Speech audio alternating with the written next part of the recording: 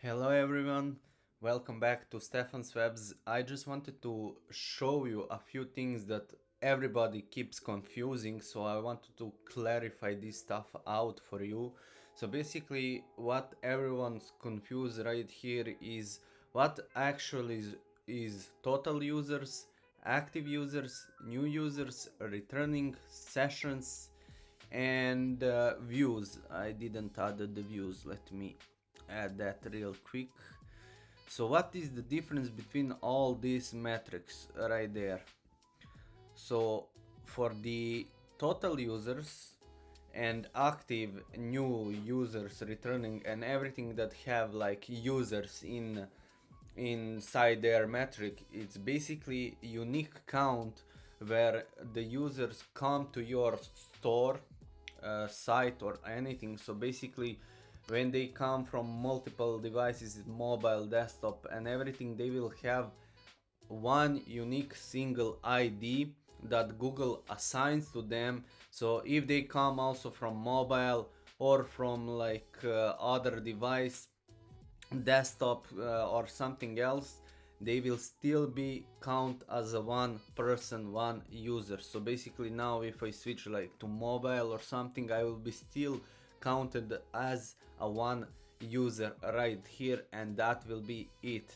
In Google Analytics we will be shown right here one count, and it will not change to two in any of these cases. So as you can see here, this is pretty much for the same numbers. Active users are the users who take an action in the 10 minutes when they landed on the page. New users are basically the whole new group of people that didn't identify before they join your site. So basically totally new users are unidentified by Google before. Returning users, as the name says, is the one who been identified before but they are still coming back to your store. For views, how the views are being counted. As you can see, the views number is much higher than the total active and new users. As you can see right here, the views are almost 7,000 right here for Purple Fire website. So basically views are counted when I basically go to different pages right here. So I cannot show you on my site example, so let me go to the Purple Fire. So when I first land to Purple Fire store, it will be count to Purple Fire website, it will be count only as a one view right here. This is only one view. Now when I go to, for example, this web development, it will be count as a second view. If I come back to the Purple Fire store, it will be count as a third view. So it will be count only for a landing page. I will have two views.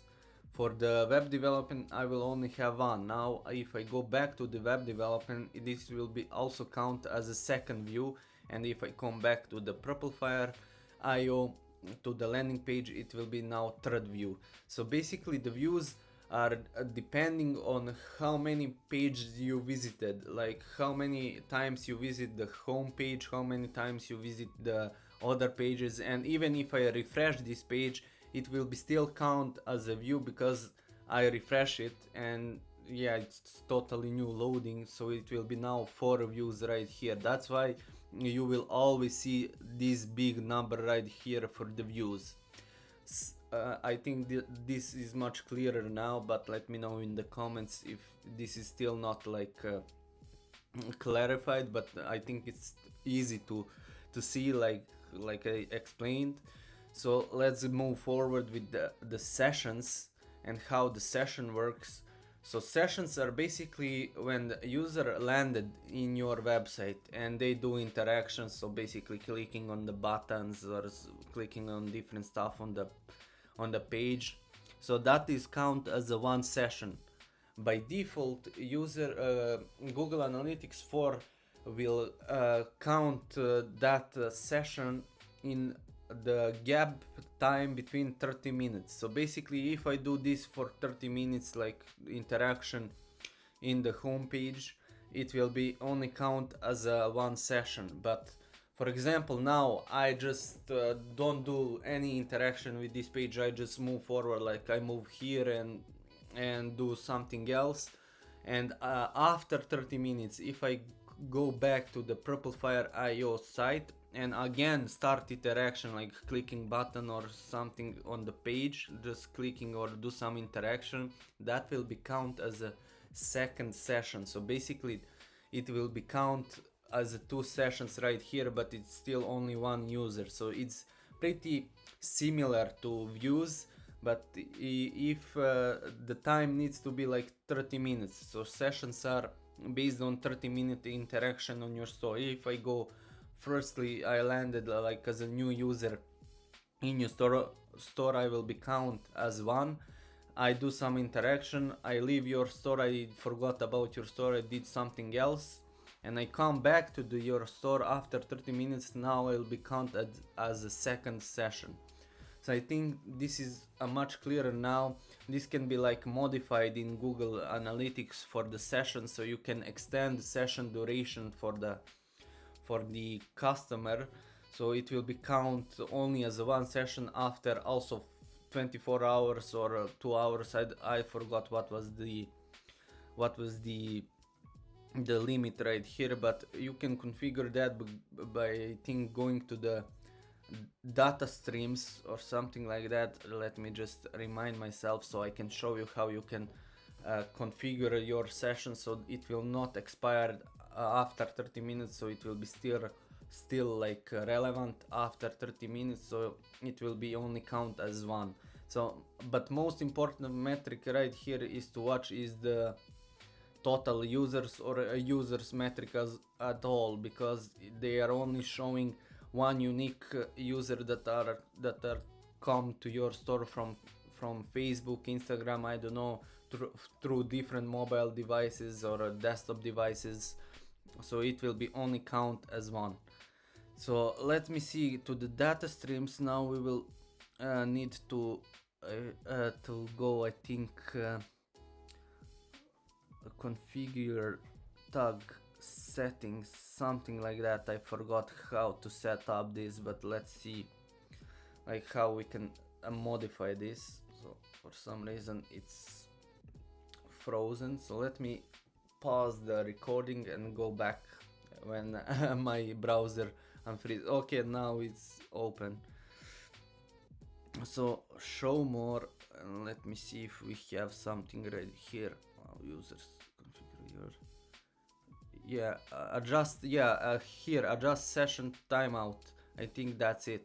Yeah, as you can see right here, adjust session timeout is after 30 minutes, so that is the default by Google, but you can change this to like after 55 minutes and after like 7 hours and 60 seconds. So this is the maximum that you can like add for the session, so it can be timeout. So if some customer forgot to like leave your page and after 30 minutes it will be counted like as twice, but now it will be not counted as twice, it will be only that one session in that like time frame. So you can choose this right here, you can change it and save it right here. I will save it because it's good to have like less sessions, so we will know really how many users are on store, but also we know that by total users or active users returning or that metric in Google Analytics. But yeah, this is also good to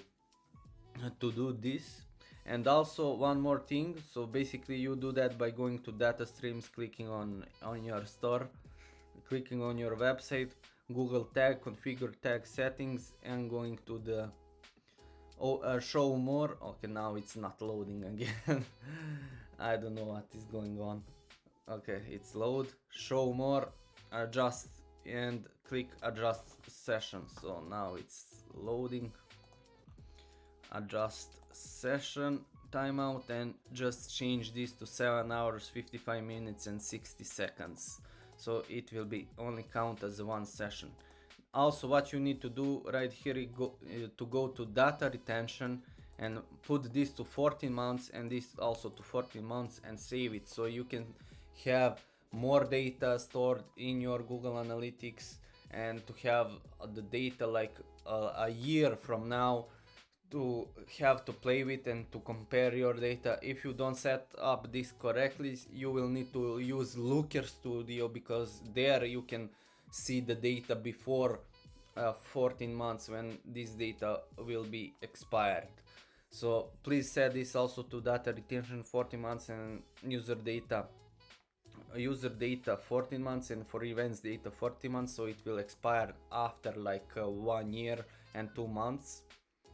And yeah, just to have your data right here, so you don't have to use the Looker Studio to look data before that. So that's pretty much it about this video. I hope now everything is clear, and I hope I help you with something to understand better Google Analytics 4. If I do, like, please leave a like, subscribe, and expect more CRO videos in my channel. Thank you. Bye bye.